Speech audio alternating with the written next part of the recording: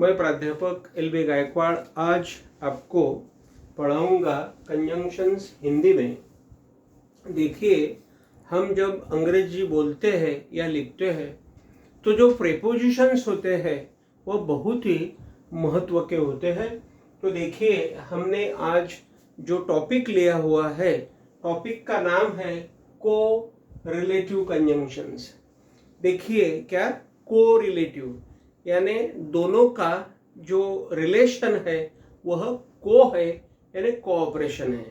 दोनों में कोऑपरेशन है, यानी दोनों शब्द वहां पर एक दूसरों को कोऑपरेशन करते हैं और उसका एक शब्द बनता है, कंजंक्शन बनता है, उसे को रिलेटिव कंजंक्शन बोला जाता है।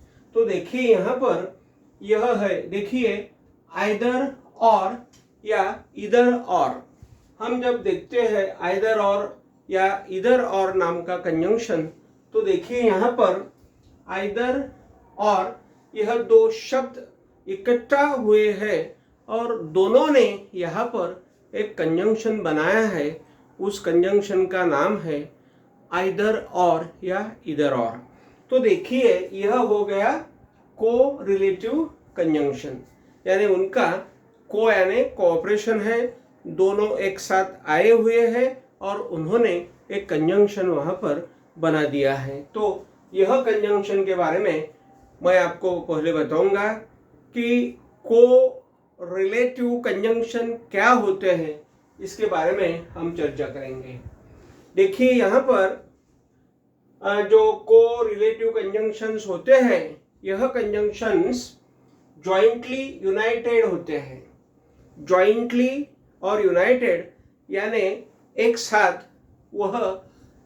मिलकर आते हैं, दोनों कोऑपरेशन में आते हैं। जैसे कि मैंने आपको बताया आइदर और, दोनों ये आइदर और ये और एक साथ आए हुए हैं, इसे बोला जाता है jointly United with each other, यानी एक दूसरों के साथ वह जॉइंटली यूनाइटेड होते हैं। एंड ज्वाइन सेंटेंसेस यानी वह जो वाक्य होते हैं, सेंटेंसेस होते हैं, उन्हीं को वह वहाँ पर जोड़ते हैं या ज्वाइन करते हैं, इसीलिए यहाँ पर दिया हुआ है एंड ज्वाइन सेंटेंसेस। ये जो कोरिलेटिव कंजंक्शंस होते हैं, यह कंजंक्शंस देखिए आर कॉल्ड कोऑर्डिनेटिंग कंजंक्शंस। इसलिए इन सभी कंजंक्शंस को हम कोऑर्डिनेटिंग कंजंक्शंस बोलते हैं। कोऑर्डिनेटिंग यानी एक दूसरों के साथ वह कोऑर्डिनेशन रखते हैं, संबंध रखते हैं, फ्रेंडशिप रखते हैं, और फ्रेंडशिप होने के बाद वह इकट्ठा आते हैं, एकत्रित आते हैं, और एकत्रित आने के बाद एक यूनिटी बनाते हैं, और यूनिटी बनाने के बाद उनका एक कंजंक्शन हो जाता है और वह है आइदर और, देखिए, या नाइदर नॉर। आप यहाँ पर भी देख सकते हैं बोथ एंड, ऐसा बोथ एंड यानी both dash dash dash dash and dash dash, ऐसा हम बोल सकते हैं। यहाँ पर आ गया सच एज। देखिए यहाँ पर यह सच है, यहाँ पर एज है, दोनों का मिलाकर कोऑर्डिनेशन हो गया और यहाँ पर कोऑर्डिनेशन कंजंक्शन यह बन गया। यहाँ पर भी देखिए सच अ मैन दैट, सच और दैट का यहाँ पर क्या हो गया, मिलन हो गया। सच और दैट का यहाँ पर मिलन हो गया और उससे भी एक नया कंजंक्शन बन गया और उसका नाम है सच दैट। तो देखिए, ऐसे उन्हें कोऑर्डिनेटिंग कंजंक्शंस बोलते हैं, यानी उनका कोऑर्डिनेशन होता है। Their pairs cannot be broken, यानी their pairs यानी उनकी जो जोड़ियां होती है। देखिए यहाँ पर आइदर है और है, नाइदर है और नॉर है, तो यह कपल्स है, जोड़ियां हैं। इन जोड़ियों को हम बिल्कुल ब्रेक नहीं कर सकते, तोड़ नहीं सकते, फोड़ नहीं सकते, उनका विभाजन हम नहीं कर सकते। इसीलिए देखिए देयर पेयर्स यानी उनकी जोड़ियां कैनॉट बी ब्रोकन, यानी हम ब्रेक नहीं कर सकते, तोड़फोड़ उनकी हम नहीं कर सकते, इधर का उधर हम नहीं ले सकते, ऐसा मीनिंग हो जाता है। एग्जाम्पल है आइदर और, तो यहाँ पर हमने अभी एग्जाम्पल्स लिए हुए हैं और इन एग्जाम्पल्स के तौर पे हम यहाँ पर अभी आपको अंग्रेजी पढ़ाएंगे।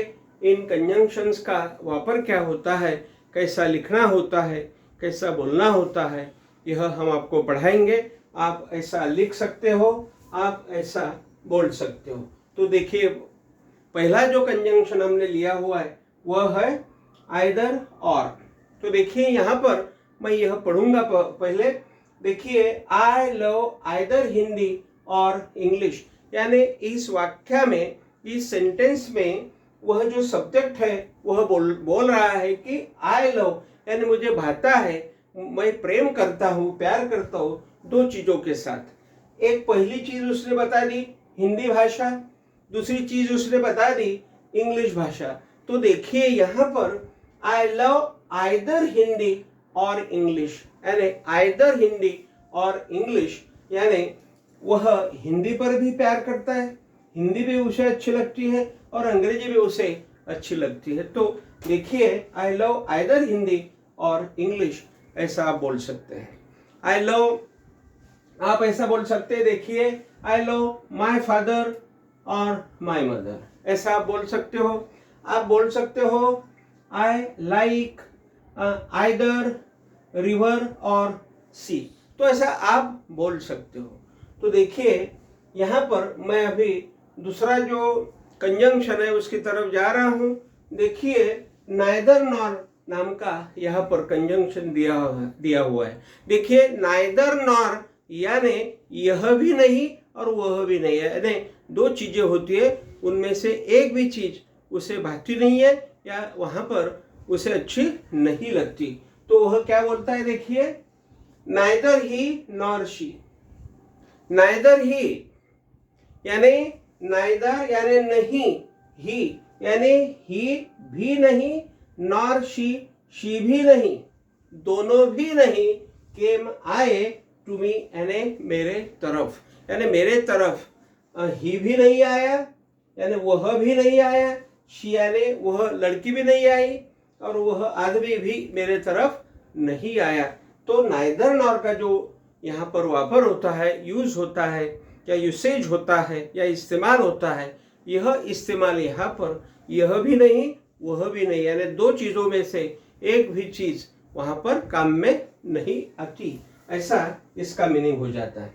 और आइदर और का मीनिंग क्या हो जाता है कि दोनों जो चीजें होती है वह दोनों चीजें काम में आती है, क्योंकि उसे दोनों भी चीजें भाती है, कहिए या दोनों भी चीजें उसको अच्छी लगती है, ऐसा इसमें आता है और इसमें ऐसा आता है। तो आइदर और नाइदर नॉर, यह दोनों कंजंक्शंस एक दूसरों के अगेंस्ट में काम करते हैं, उनका जो अर्थ होता है उनका अर्थ एक दूसरे से विरुद्ध होता है। तो देखिए दूसरा कंजंक्शन हो गया। हम अभी जा रहे हैं कंजंक्शन नंबर 3 के तरफ। देखिए both I and my wife, तो देखिए ये कंजंक्शन कैसा है, हमने पहले ले लिया बोथ, उसके बाद में हमने ले लिया एंड, और इसमें हमने लगा दिया यह आई और यह माय वाइफ, यानी बोथ यानी दोनों, दोनों यानी कौन कौन, तो आई यानी मैं, एंड और माय वाइफ यानी मेरी पत्नी। Both I and my wife यानी हम दोनों, मैं और मेरी पत्नी, वेंट देयर यानी वहां पर हम गए, वहां पर हम पहुंचे। तो देखिए इसका यदि आप वापर करना चाहते हो, यूज करना चाहते हो, इस्तेमाल करना चाहते हो, तो मैंने जैसा यहाँ पर वापर किया हुआ है और मैं जैसा बता रहा हूं वैसा ही आपको करना है। तो देखिए ऐसे बहुत से वाक्य आप कर सकते हो। चौथा जो यहाँ पर फोर्थ यहाँ पर जो कंजंक्शन है वह कंजंक्शन है I cannot trust people such as them।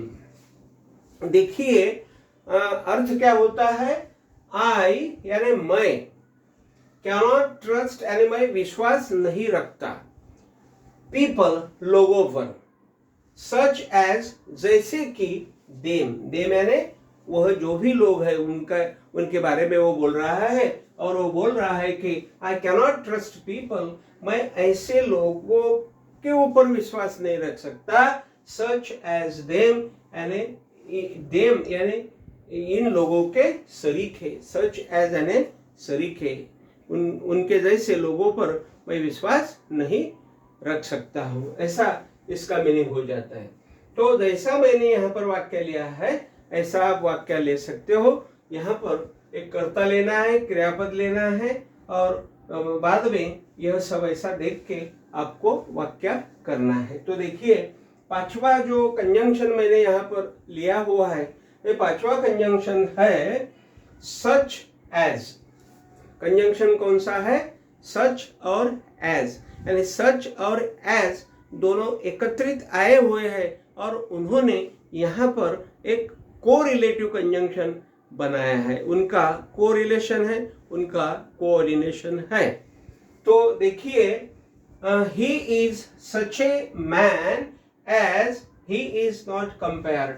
तो देखिए इसका मीनिंग हो जाता है कि ही इज सच ए मैन, ही यानी वह आदमी, जो भी होगा वह यानी उसका नाम जो भी होगा वह आदमी, ही यानी वह, इज है, सच ए मैन ऐसा आदमी है, एज जैसे कि ही इज नॉट कंपेयर्ड यानी हम उसकी तुलना नहीं कर सकते, उसे हम उसकी बराबरी हम नहीं कर सकते और उसकी बराबरी करना नहीं हो सकता है वहां पर, इसीलिए यहाँ पर यह वाक्य हो गया सच एज का यह कंजंक्शन है।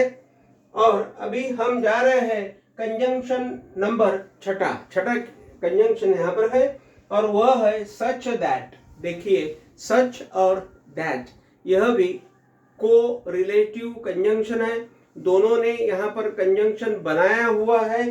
तो सच और दैट यह दो शब्द इकट्ठा आ गए हैं, यहाँ पर वह एकत्रित आ गए हैं और दोनों ने यहाँ पर सच दैट नाम का एक कंजंक्शन बना दिया है और उसका वापर करना, उसका लिखना, उसका बोलना कैसा होता है, तो यह वाक्य आपको बताएगा कि कैसा लिखना और कैसा बोलना। तो देखिए ही इज यानी वह है, ही यानी वह, इज यानी है, सच ऐसा है, अ मैन आदमी, दैट की वी कैनॉट इमेजिन यानी हम कल्पना नहीं कर सकते। ही इज वह है, सच ए मैन ऐसा आदमी, दैट की वी कैनॉट इमेजिन हम कल्पना नहीं कर सकते। तो देखिए ऐसे यदि हम वाक्य ले सकते हैं, यदि आप लोग ऐसे सभी के सभी मैंने जैसा बताया वैसे सेंटेंसेस आप ले सकते हो, तो बिल्कुल ही घर बैठे और मेरे वीडियो देख के आप अच्छी तरह से अंग्रेजी लिख और बोल सकते हो। तो देखिए अब ये छठा हुआ, मैं सातवां जो है उसकी तरफ मैं आ गया हूँ, उसी का हम अभी उसे हम पढ़ेंगे, उसी का हम विचार करेंगे। तो देखिए सारा एज वेल एज, यानी यहाँ पर एज वेल एज नाम का कंजंक्शन है। एज वेल एज यानी यहाँ पर तीन शब्द इकट्ठा हुए हैं और तीनों ने एक कंजंक्शन बनाया है और वह है एज वेल एज। तो देखिए अभी सारा नाम की एक, देखिए कोलरिस्ट था अंग्रेजी साहित्य में, यह एक कवि था, उसकी जो प्रेयसी थी, उसकी जो बिलवेड थी, उसका नाम सारा था। तो हमने वह एग्जाम्पल यहाँ पर लिया हुआ है, सारा एज वेल एज यानी सारा और, एज वेल एज यानी और, सारा एंड, हम इसे एंड भी बोल सकते हैं, एंड भी समझ के हम उसका वापर कर सकते हैं। तो देखिए सारा एज वेल एज यानी सारा एंड कॉलरिज। देखिए सारा एज वेल एज और कॉलरिज आर है, आर यानी है। फेमस, फेमस यानी लोकप्रिय है। इन इंग्लिश लिटरेचर यानी अंग्रेजी साहित्य में यह लोकप्रिय है, यह प्रसिद्ध है, लोकप्रिय है, ऐसा इसका मीनिंग हो जाता है। तो देखिए यहाँ पर हम आज को रिलेटिव कंजंक्शंस पढ़ रहे हैं।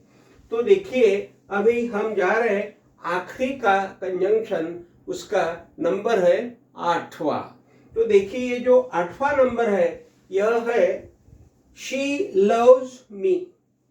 शी लव्स मी यानी शी यानी वह लड़की है, औरत है।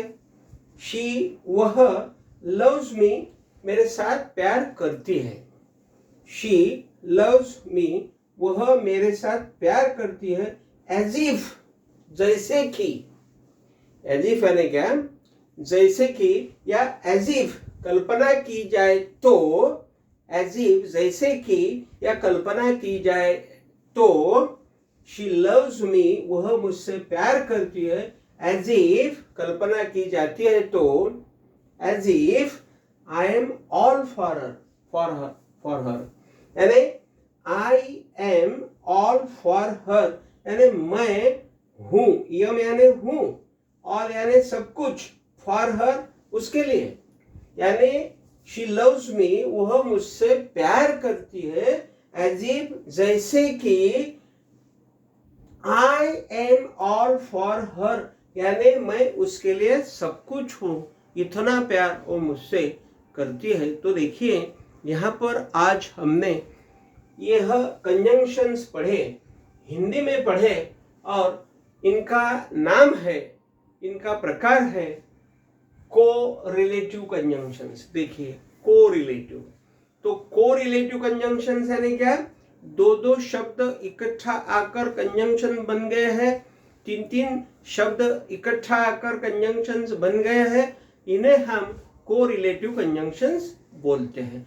तो देखिए आज मैंने आपको बहुत ही अच्छी तरह से यह कंजंक्शन बताए। इन सभी को आपको घर में देखना है, पढ़ना है।